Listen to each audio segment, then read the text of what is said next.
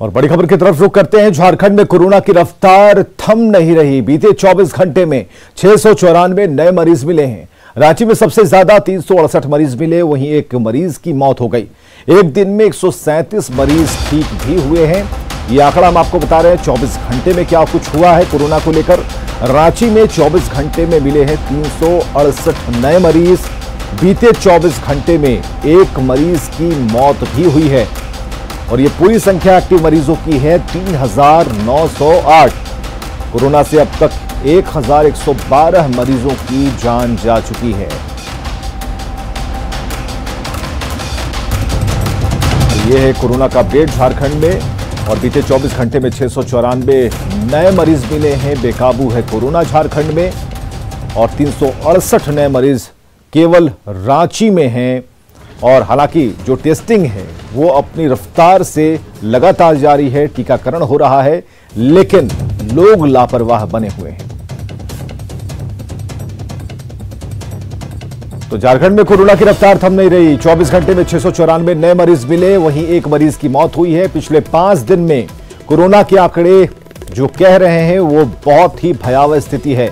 संक्रमितों की संख्या हम आपको दिखा रहे हैं। 29 मार्च से लेकर 2 अप्रैल तक ये ग्राफ लगातार बढ़ता जा रहा है और लंबी लंबी जो इमारतें हैं इस ग्राफ के जरिए आप देख पा रहे हैं 694 तक ये आंकड़ा पहुंच चुका है। तो किस तरीके से, किस गति में कोरोना आपके दरवाजे पर दस्तक देने को तैयार है, इसे आप समझ सकते हैं।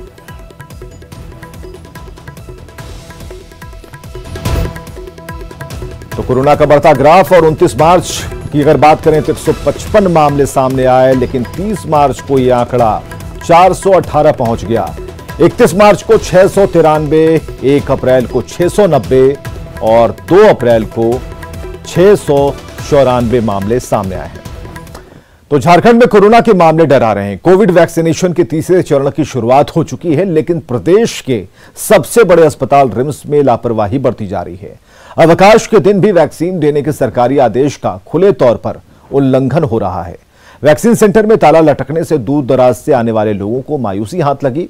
हालांकि रिम्स प्रबंधन ने गलती मान ली है। साथ ही यह भी कहा कि जो लोग टीका नहीं ले सके उन्हें कल टीका दिया जाएगा।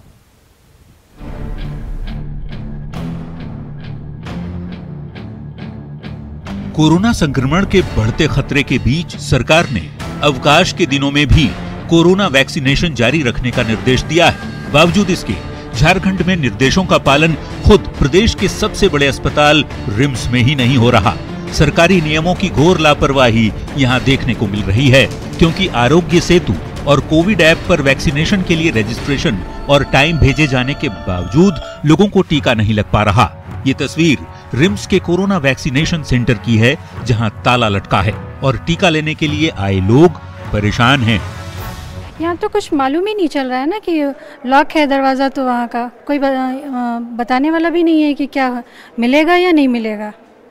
ये तो ये 45 साल से ऊपर जी फर्स्ट डोज लेने आए थे जी, आज ही का था, फर्स्ट हाफ का। लोग परेशान इसलिए हैं क्योंकि रजिस्ट्रेशन कराने के बावजूद उन्हें टीका नहीं लग पाया। वैक्सीन लगवाने का समय भी निर्धारित किया गया था, जबकि आरोग्य सेतु ऐप पर टीका लेने वालों को संदेश तक भेजा गया था।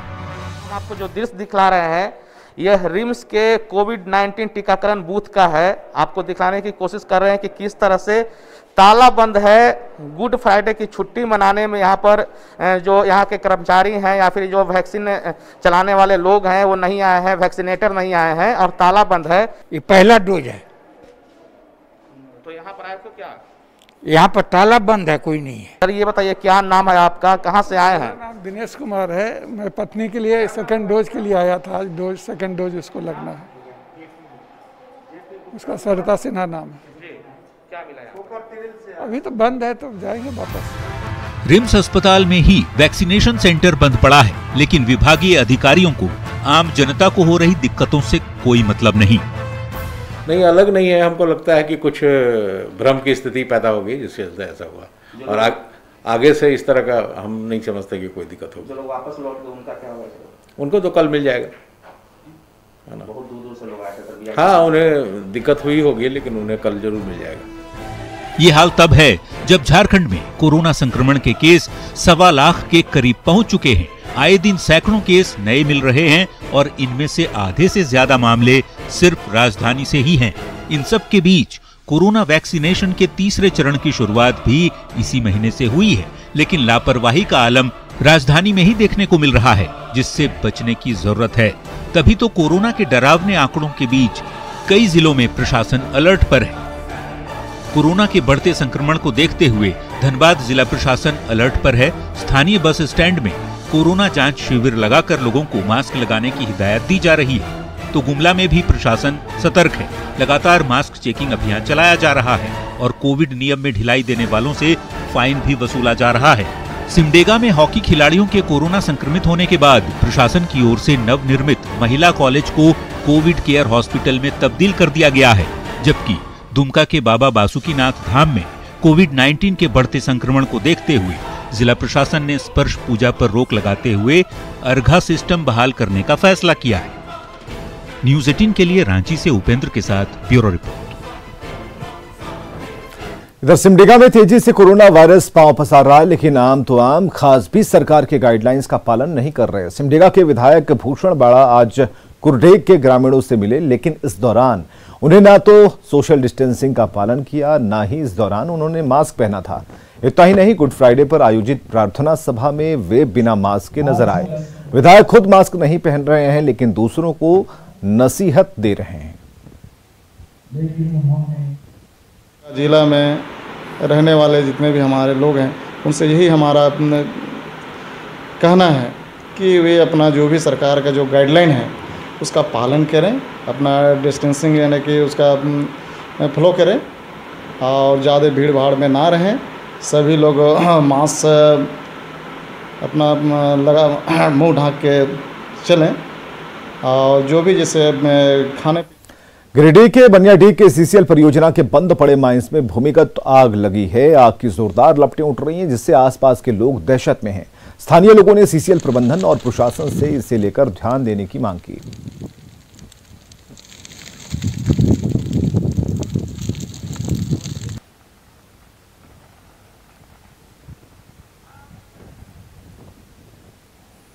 इधर धनबाद के झरिया में एक घर में भीषण आग लग गई। भागा गाड़ीवान पट्टी में कपिल यादव के घर में आग लगी, जिससे इलाके में अफरा तफरी मच गई और घर से निकलती आग की लपटें देखकर लोगों में भगदड़ मच गई। बाद में मौके पर पहुंचे दमकल कर्मियों ने कड़ी मशक्कत के बाद आग पर काबू पाया। बताया जा रहा है कि बिचाली के कारोबारी हैं जिनके यहां आग लगी है और मशीन से बिचाली की कटाई करते हैं।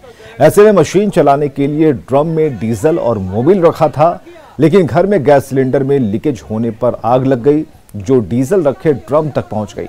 इसे देखते ही देखते आग ने भयावह रूप ले लिया और सगलगी में 2 लोग झुलसे हैं। घर में रखा सारा सामान जलकर राख हो गया। फिलहाल नुकसान का आकलन किया जा रहा है।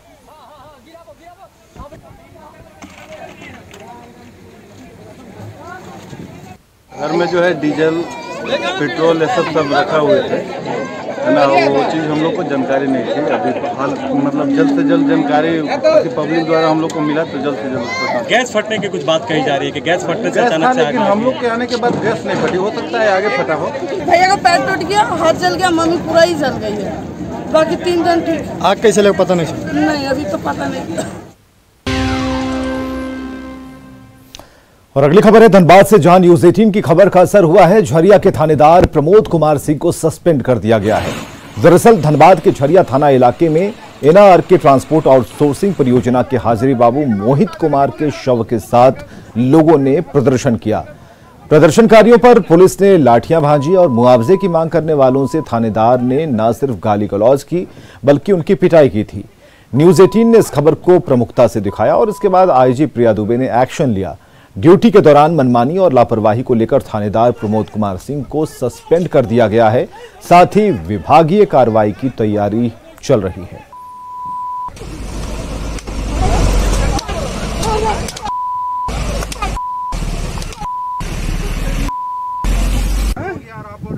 जांच करेगा, वहाँ अनुसंधान होगा।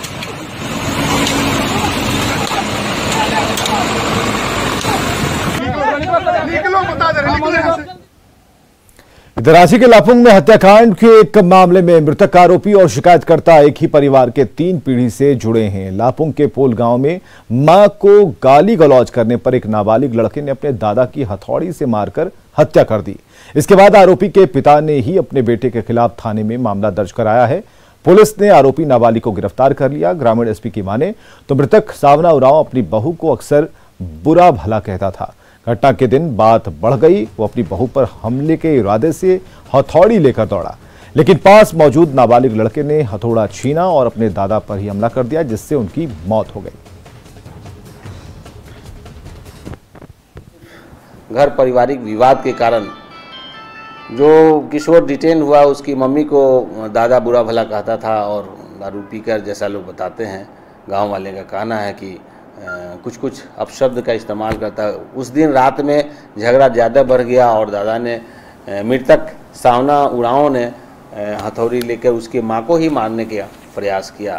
तो उस हथौड़ी को छीनकर और गुस्सा में आकर इसने दादा के सर पर प्रहार कर दिया, जिसकी वजह से उनकी मृत्यु घटनास्थल पर हुई। धनबाद में बीसीसीएल सिजुआ के क्षेत्रीय कार्यालय में अधिकारियों ने नियम की धज्जियां उड़ा दी। होली के दिन ऑफिस में शराब पार्टी का आयोजन किया गया। इतना ही नहीं, इस दौरान शराब के नशे में अधिकारियों ने डांस भी किया। अब इसका एक वीडियो सोशल मीडिया पर वायरल है। सोशल मीडिया पर वायरल वीडियो में नशे में धुत बीसीसीएल अधिकारी झूमते नजर आ रहे हैं और टेबल पर शराब परोसी गई है। हालांकि न्यूज़ 18 इस वीडियो की पुष्टि नहीं कर रहा, लेकिन वीडियो वायरल होने के बाद जीएम ने कहा कि आरोपी अधिकारियों के खिलाफ विभागीय कार्रवाई की जाएगी।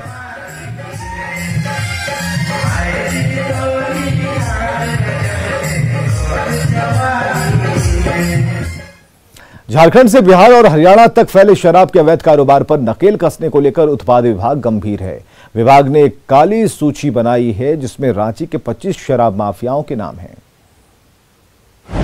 अब नहीं बचेंगे शराब माफिया। 25 माफिया की लिस्ट तैयार। हर गतिविधि पर पुलिस की नजर।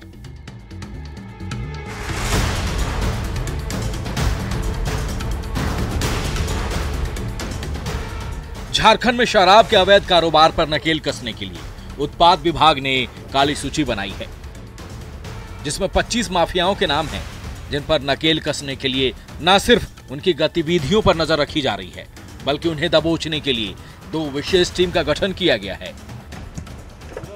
पंकज परसून है, वो भी बेल पर है। इस तरह बहुत सारे अपराधी हैं जो फॉरेन लेकर काम करते हैं।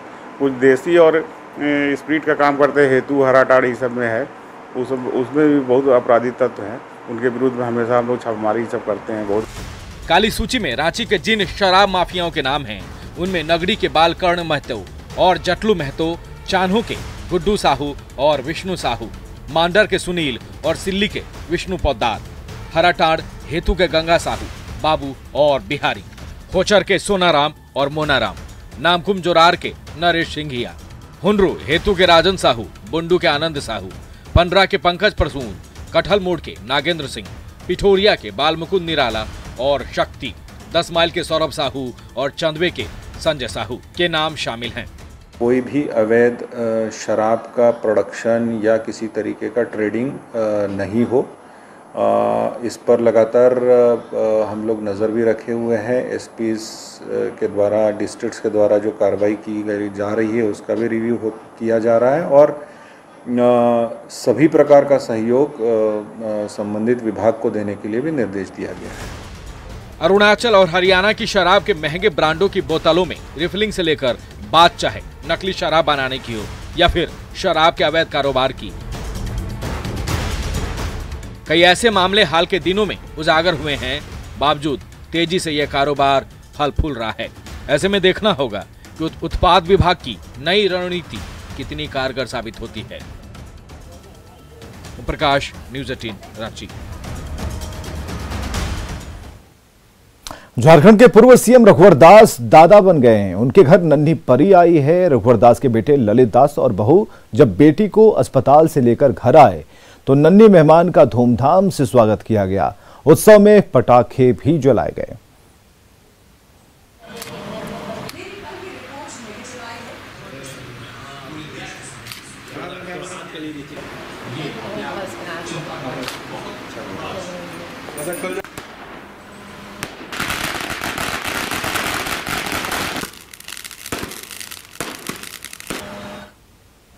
दुनिया की सबसे बड़ी खुशी का दिन है। आज मेरे परिवार में एक नन्ही सी लक्ष्मी का प्रवेश हुआ और ये मेरे लिए गौरव की बात है।